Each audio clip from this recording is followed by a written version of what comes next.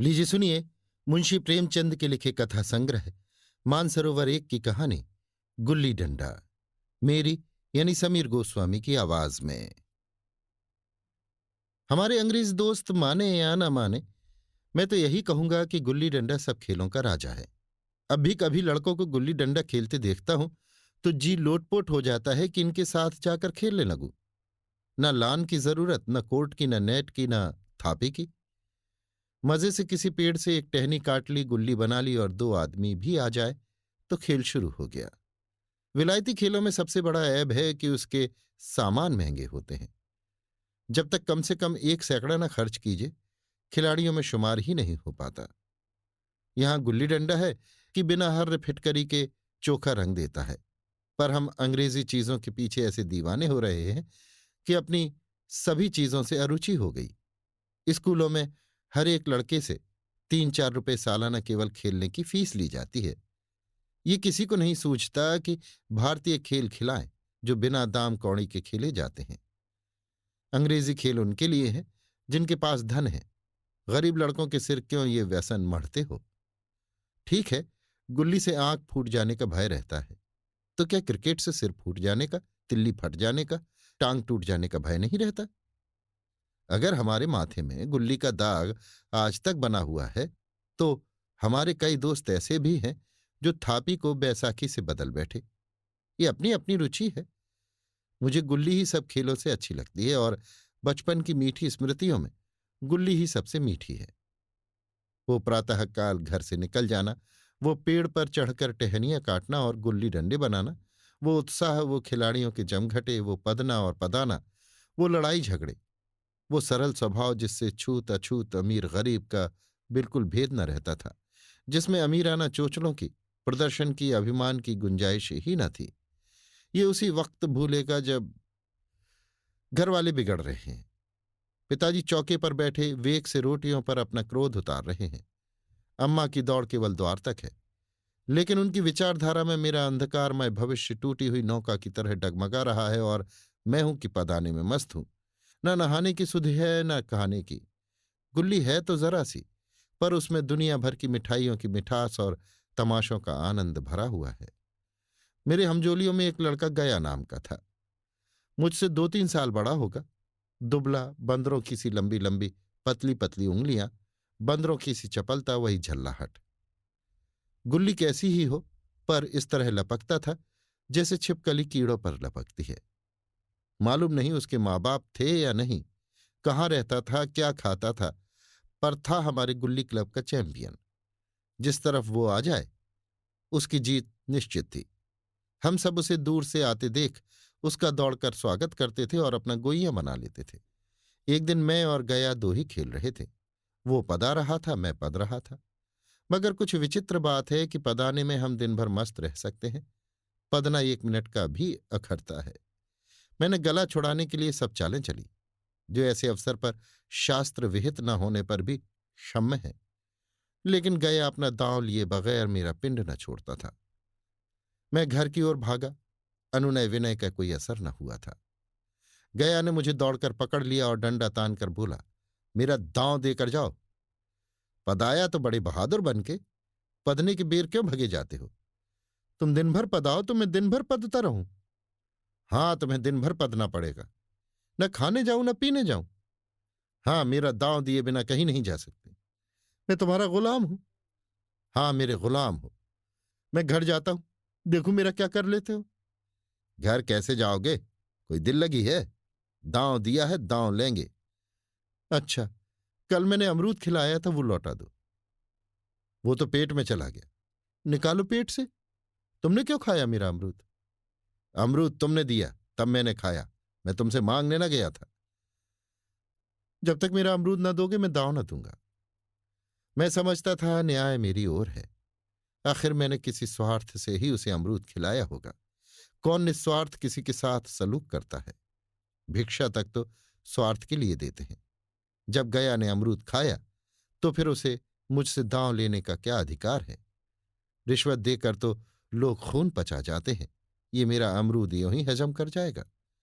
अमरूद पैसे के 5 वाले थे, जो गया के बाप को भी नसीब न होंगे। ये सरासर अन्याय था। गया ने मुझे अपनी ओर खींचते हुए कहा, मेरा दांव देकर जाओ, अमरूद समरूद मैं नहीं जानता। मुझे न्याय का बल था, वो अन्याय पर डटा हुआ था। मैं हाथ छुड़ाकर भागना चाहता था, वो मुझे जाने न देता।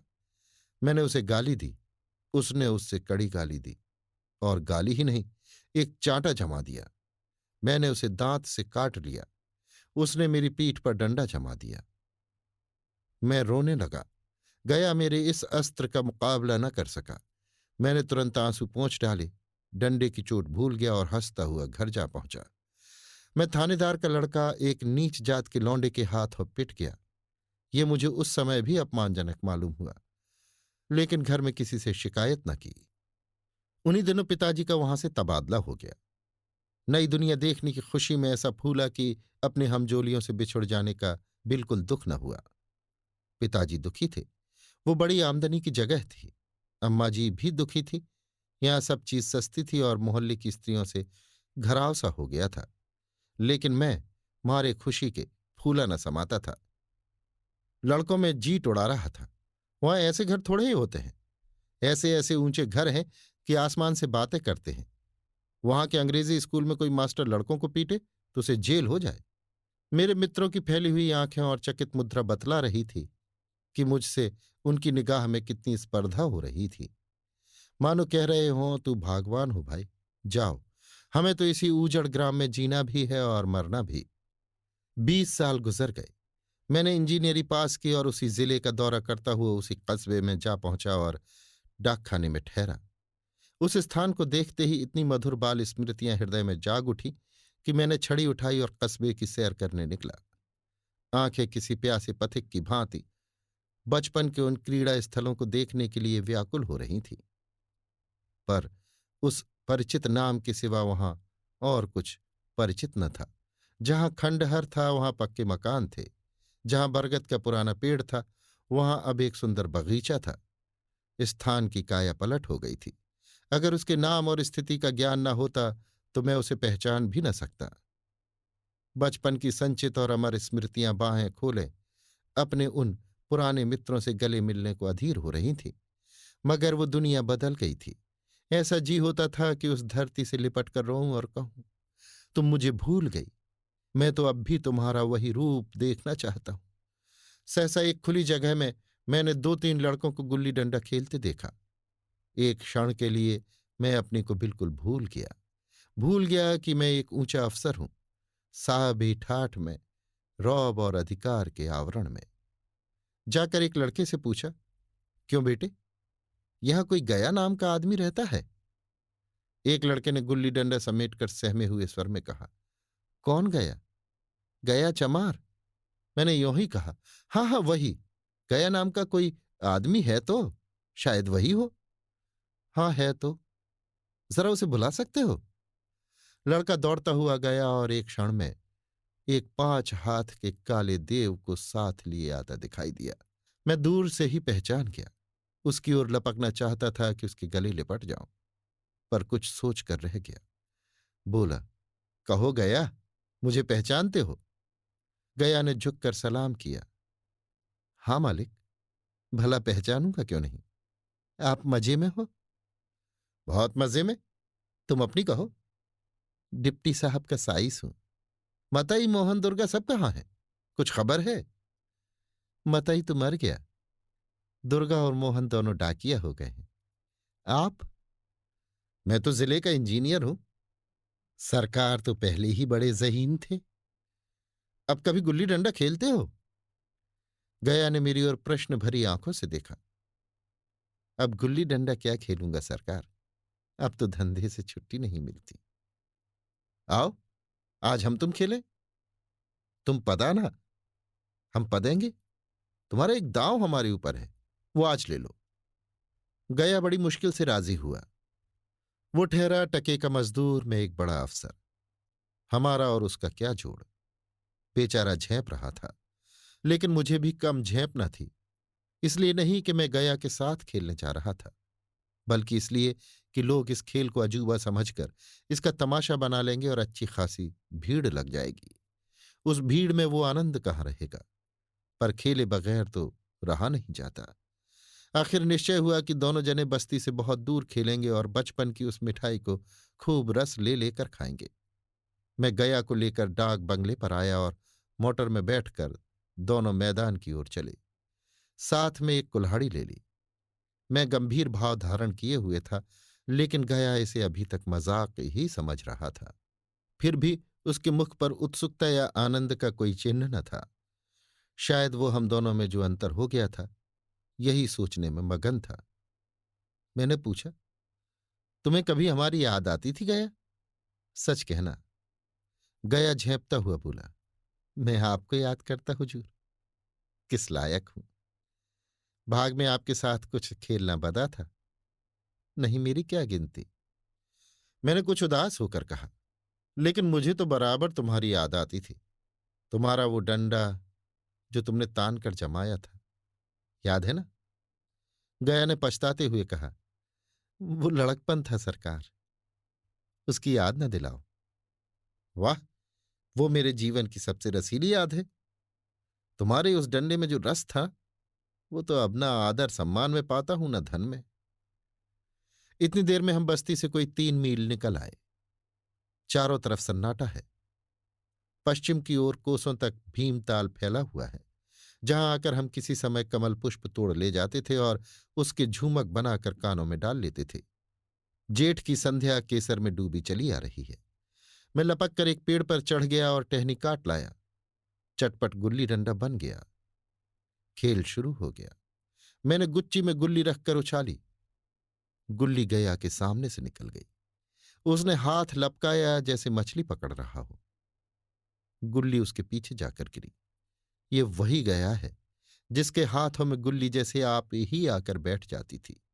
वो दाहिने बाएं कहीं हो, गुल्ली उसकी हथेली में ही पहुंचती थी, जैसे गुल्लियों पर वशीकरण डाल देता हो। नई गुल्ली, पुरानी गुल्ली, छोटी गुल्ली, बड़ी गुल्ली, नोकदार गुल्ली, सपाट गुल्ली, सभी उससे मिल जाती थी। जैसे उसके हाथों में कोई चुंबक हो, गुल्लियों को खींच लेता हो। लेकिन आज गुल्ली को उससे वो प्रेम नहीं रहा। फिर तो मैंने पदाना शुरू किया। मैं तरह तरह की धांधलियां कर रहा था। अभ्यास की कसर बेईमानी से पूरी कर रहा था। हुच जाने पर भी डंडा खेले जाता था। हालांकि शास्त्र के अनुसार गया की बारी आनी चाहिए थी। गुल्ली पर ओछी चोट पड़ती और वो जरा दूर पर गिर पड़ती तो मैं झपट कर उसे खुद उठा लेता और दोबारा टाण लगाता। गया ये सारी बेकायदगियां देख रहा था, पर कुछ न बोलता था, जैसे उसे वो सब कायदे कानून भूल गए। उसका निशाना कितना अचूक था। गुल्ली उसके हाथ से निकलकर टन से डंडे से आकर लगती थी। उसके हाथ से छूटकर उसका काम था डंडे से टकरा जाना। लेकिन आज वो गुल्ली डंडे में लगती ही नहीं। कभी दाहिने जाती है, कभी बाएं, कभी आगे, कभी पीछे। आध घंटे पधाने के बाद एक गुल्ली डंडे में आ लगी। मैंने धांधली की। गुल्ली डंडे में नहीं लगी। बिल्कुल पास से गई, लेकिन लगी नहीं। गया ने किसी प्रकार का असंतोष प्रकट नहीं किया। ना लगी होगी। डंडे में लगती तो क्या मैं बेईमानी करता? नहीं भैया, तुम भला बेईमानी करोगे? बचपन में मजाल था कि मैं ऐसा घपला करके जीता बचता। यही गया गर्दन पर चढ़ बैठता। लेकिन आज मैं उसे कितनी आसानी से धोखा दिए चला जाता था। गधा है, सारी बातें भूल गया। सहसा गुल्ली फिर डंडे से लगी और इतनी जोर से लगी जैसे बंदूक छूटी हो। इस प्रमाण के सामने अब किसी तरह की धांधली करने का साहस मुझे इस वक्त भी न हो सका। लेकिन क्यों न एक बार सबको झूठ बताने की चेष्टा करूं। मेरा हरज क्या है? मान गया तो वाह वाह, नहीं तो 2-4 हाथ पदना ही तो पड़ेगा। अंधेरा का बहाना करके जल्दी से छुड़ा लूंगा। फिर कौन दांव देने आता है? गया ने विजय के उल्लास में कहा, लग गई, लग गई, टन से बोली। मैंने अनजान बनने की चेष्टा करके कहा, तुमने लगते देखा? मैंने तो नहीं देखा। टन से बोली है सरकार। और जो किसी ईंट से टकरा गई हो? मेरे मुख से ये वाक उस समय कैसे निकला, इसका मुझे खुद आश्चर्य है। इस सत्य को झुठलाना वैसा ही था जैसे दिन को रात बताना। हम दोनों ने गुल्ली को डंडे में जोर से लगते देखा था। लेकिन गया ने मेरा कथन स्वीकार कर लिया। हाँ, किसी ईंट में ही लगी होगी। डंडे में लगती तो इतनी आवाज ना आती। मैंने फिर पदाना शुरू कर दिया। लेकिन इतनी प्रत्यक्ष धांधली कर लेने के बाद गया की सरलता पर मुझे दया आने लगी। इसीलिए जब तीसरी बार गुल्ली डंडे में लगी तो मैंने बड़ी उदारता से दांव देना तय कर लिया। गया ने कहा, अब तो अंधेरा हो गया है भैया, कल पर रखो। मैंने सोचा कल बहुत सा समय होगा, ये न जाने कितनी देर पद आए, इसलिए इसी वक्त मामला साफ कर देना अच्छा होगा। नहीं नहीं, अभी बहुत उजाला है, तुम अपना दांव ले लो, गुल्ली सूझेगी नहीं। कुछ परवाह नहीं। गया ने पदाना शुरू किया, पर उसे अब बिल्कुल अभ्यास न था।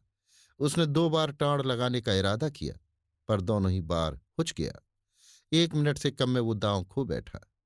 मैंने अपनी हृदय की विशालता का परिचय दिया। एक दांव और खेल लो, तुम तो पहले ही हाथ में हुच गए। नहीं भैया, अब अंधेरा हो गया। तुम्हारा अभ्यास छूट गया, कभी खेलते नहीं। खेलने का समय कहाँ मिलता है भैया। हम दोनों मोटर पर जा बैठे और चिराग जलते जलते पड़ाव पर पहुंच गए। गया चलते चलते बोला, कल यहां गुल्ली डंडा होगा, सभी पुराने खिलाड़ी खेलेंगे, तुम भी आओगे? जब तुम्हें फुर्सत हो तभी खिलाड़ियों को बुलाओ। मैंने शाम का समय दिया और दूसरे दिन मैच देखने गया। कोई 10-10 आदमियों की मंडली थी। कई मेरे लड़कपन के साथी निकले। अधिकांश युवक थे जिन्हें मैं पहचान न सका। खेल शुरू हुआ। मैं मोटर पर बैठा बैठा तमाशा देखने लगा। आज गया का खेल, उसका नैपुण्य देखकर मैं चकित हो गया। टाण लगाता तो गुल्ली आसमान से बातें करती। कल की सी वो झिझक, वो हिचकिचाहट, वो बेदिली आज न थी। लड़कपन में जो बात थी आज उसने प्रौढ़ता प्राप्त कर ली थी। कहीं कल इसने मुझे इस तरह पदाया होता तो मैं जरूर रोने लगता। उसके डंडे की चोट खाकर गुल्ली 200 गज की खबर लाती थी। पदने वालों में एक युवक ने कुछ धांधली की। उसने अपने विचार में गुल्ली लपक ली थी।